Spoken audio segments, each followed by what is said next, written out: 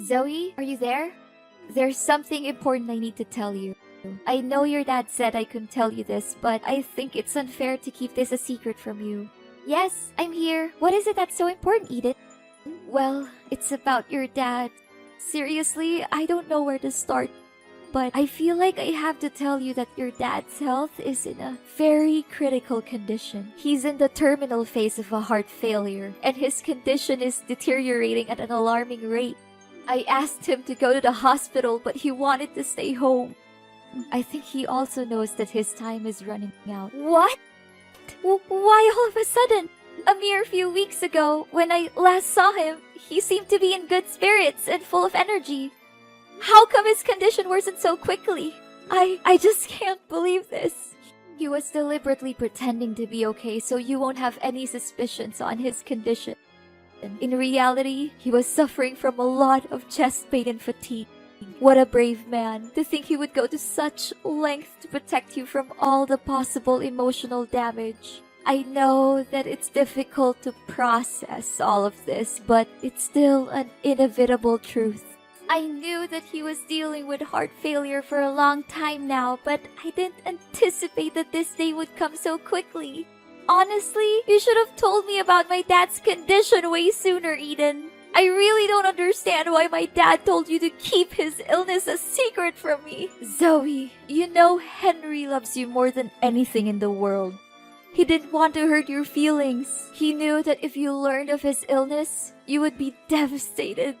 Your dad didn't want to worry you, so he kept his health problems a secret. How could he possibly conceal such a grave matter from me? He should know that I love him just as much as he loves me, and that keeping his condition from me won't help me cope with tragedy any better. I know, I told him the same thing, but despite how many times I tried to talk him out of his opinion, he insisted that I maintain my silence and, well, now that you have told me about it, can I at least pay my dad a visit? I won't just sit around and do nothing while my father is fighting for his life. Zoe, I know that you want to see your father as soon as possible.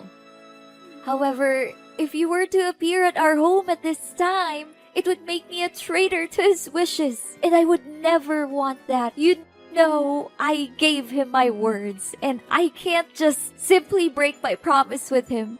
What should I do now? Should I just watch as his life slowly comes to an end without doing anything? What kind of daughter would do something like that to her own father? Zoe, I know what you're going through right now. I have all the sympathy in the world for you.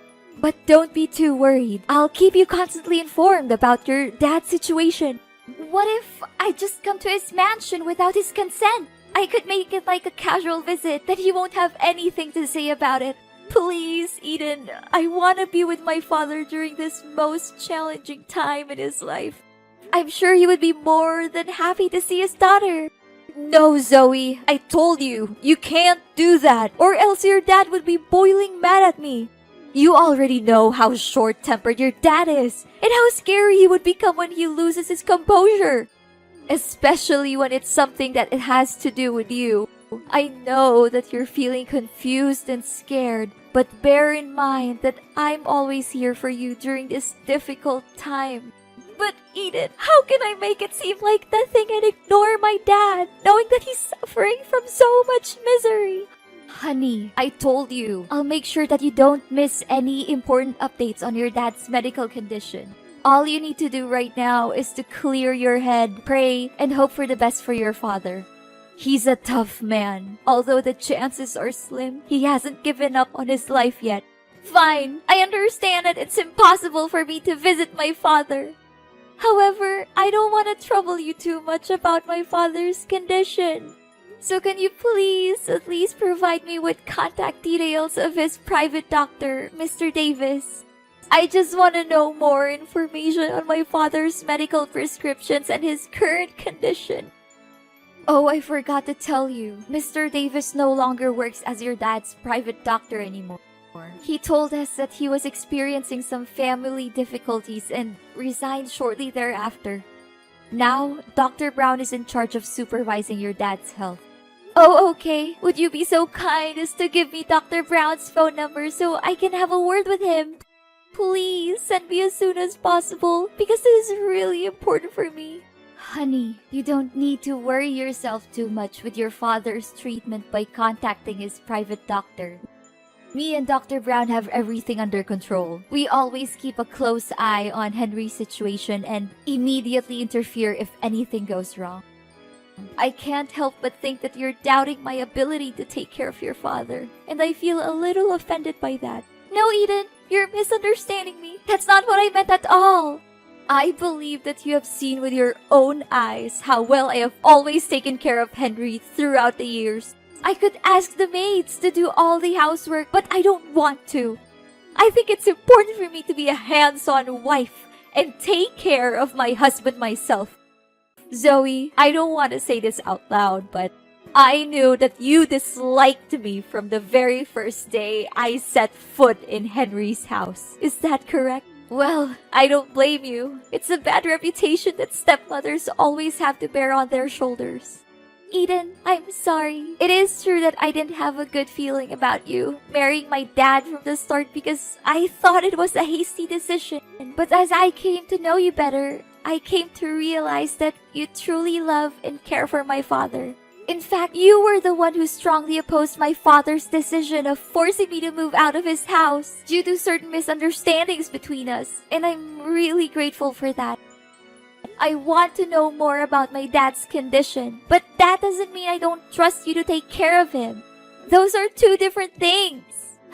Fine, honey. I'll give you Dr. Brown's contact. But don't worry too much. As I said, me and Dr. Brown have everything under control. Zoe, honey, I feel as though I've been stabbed by 100 knives in my heart. I cannot believe it happened so quickly. What is it, Eden? Is it about my dad? Yes, darling. Henry passed away peacefully in his sleep. This morning, when I entered his room, I noticed that he was no longer breathing. I immediately called Dr. Brown, who arrived shortly thereafter and conducted a thorough examination. He confirmed that your father had no signs of life. I am so sorry for your loss, Zoe. I know how you must be feeling at the moment, and I am feeling the same way. Oh, Father, so this day has finally come. I really don't know what to say right now other than thanking you for being by my dad's side during his last days of living. This is an extremely heartbreaking situation, and none of us would have wished for this. I understand that this is a difficult time for you, and I want to assure you that I have already taken care of the funeral arrangements. Your father's funeral will be held at his mansion within 1 week. It'll be a discreet one among family members, just as your father's will. I will inform you of the exact date and time as soon as it's finalized. I got it. Thank you for taking care of everything. I seriously don't know what to do without you. Did Father leave any parting words for you before he passed away? Henry was a thoughtful and prudent man, as you know. He had already carefully planned everything, including who would inherit his estate. According to his will, I, his legal wife, will be the sole beneficiary of his belongings and financial assets. This decision is clearly stated in his testament, and I am confident that you will not contest it. I'm sorry, Zoe, but you will not receive a single penny from your father. I find it weird that he didn't leave me anything in his will. I'm his daughter, and he loves me just as much as he loves you. He even hid his illness from me to protect me. I don't think he would have left me out of his will on purpose. Zoe, just accept that you no longer have a place in Henry's heart. I have been his primary caregiver for many years, and he has come to rely on me more than on you. You may not realize it, but the bond between you and Henry has weakened over time. In fact, he may have stopped caring for you altogether. That is why he decided to leave me all of his assets. He knew that I am the person who deserves them the most. No! It's simply not true what you said. My father's love for me has never diminished, even after my mother's death. The last time we saw each other, he treated me with the same warmth and kindness that he always has. I can confidently state that my father's love for me is unwavering and everlasting. You may continue to cling to your delusion about your father, but you cannot deny the fact that I am the rightful heir to Henry's vast fortune. If you have any objections to your father's will, you are welcome to come to my house and I will show you the testament that he personally wrote. I am confident that you will be able to identify his handwriting and signature very quickly. Admit it, Zoe. Now you're nothing more than a pitiful and abject failure. And me? After all those years of enduring that disgusting old man, I can finally achieve my goal, to acquire his fortune and a lot of it. What? What do you mean? Are you implying that you married my father solely for his wealth? I find your old father so disgusting that I have to hold back from throwing up every time I have to sleep with him. Do you really think that a beautiful young woman like me would be with your father because I love him? That's the most ridiculous joke I've ever heard in my entire life. What? So you're saying that all of the years you spent caring for my father were nothing more than a calculated and deceitful ploy to gain control of his vast fortune? I was totally convinced that your words and actions were genuine. I believed that you were truly committed to watching over my father's well-being. Oh, honey, these sorts of performances are child's play for me. You believed that I was caring for your father, but the reality is that the maids were doing all the work for me. I simply gave them some money to keep them quiet so that I could take all the credit. You must be surprised by my intellect, am I correct? I am curious to know who else could possess both intelligence and beauty like me. Eden, you're a person of astonishing shamelessness, greed, and despicable deception. I never imagined that you would be the kind of person. I believed that you truly cared for my father and that your intentions were genuine. The thought of how you pretended to be nice to me and my dad makes me shiver. And by the way, sorry that I got you kicked out of the house. I would be surprised if you didn't miss the days when you lived in your father's grand mansion, now that you've been reduced to living in a tiny rented house. I can only imagine how cramped and uncomfortable it must be for you after being accustomed to such luxury. Well, it is a life that you have earned, one that is fitting for a little brat like you. What? You were the one who orchestrated my being kicked out of the house? Who else could it have been? You were angry at your father for not letting you go out with your bad friends. So I took advantage of the situation and snuck into your father's workroom and burned his important documents to ashes. Afterwards, I took your father's phone and texted you to come into the room. Hardly had you stepped foot into the room when your father came in, catching you red-handed in the midst of the compelling crime scene. Now that I think about it, I still can't understand why my father was so certain that my friends were delinquents. It was you who planted those ideas in his head, wasn't it? Oh, I thought that someone as dull as you wouldn't be able to grasp the situation so quickly. But bingo!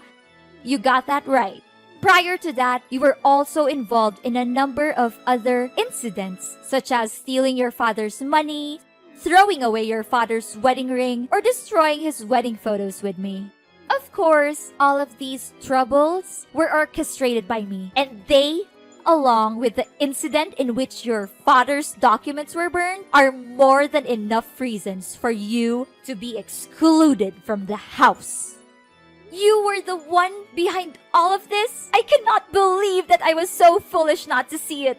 To think that I felt indebted to you for defending me against my father, when in reality, it was all just an act.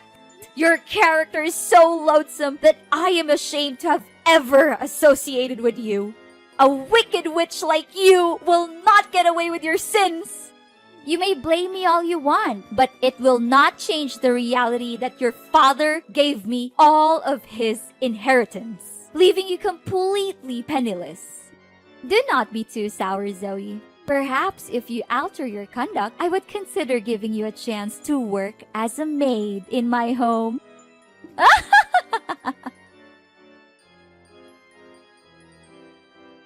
Zoe, I never imagined that you could be so embittered as to not even attend your own father's funeral. I am deeply disappointed in you, Zoe. What kind of daughter are you? I was about to ask you that very question, Eden. What sort of stepmother are you to commit such a heinous act? What sort of thing are you implying, Zoe? Are you still holding a grudge against me for not getting your hands on your father's fortune?